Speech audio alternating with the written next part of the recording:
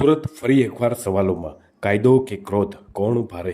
સુરતના લિંબાયતમાંથી દહેશત ફેલાવતી ઘટના, પોલીસ ચોકી પાસે જ ડબલ મર્ડર. પોલીસે આરોપી પિતા અને બે પુત્રોને સાથે રાખી અને ઘટનાનું લાઈવ રીકન્સ્ટ્રક્શન કર્યું. માત્ર એક સીટી વગાડીને યુવતીની છેડતી કરી અને ત્યારબાદ ઠપકો આપતા પિતા અને પિતરાઈ ભાઈ ઉપર જીવલેણ હુમલો કરાયો. રાત્રિના અંધકારમાં આરોપીઓ ચપ્પુ લઈને તૂટી પડ્યા. લોહીલુહાણ હાલતમાં ત્રણેયને હોસ્પિટલ ખસેડાયા, પણ બેની જિંદગી બચી ન શકી.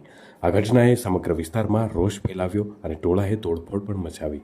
અને હવે પોલીસે આરોપી પિતા અને બે પુત્રોને સાથે રાખી અને ઘટનાનું રીકન્સ્ટ્રક્શન કર્યું, જ્યાં જાહેરમાં જ તેમને લાકડીઓથી ફટકારવામાં પણ આવ્યા.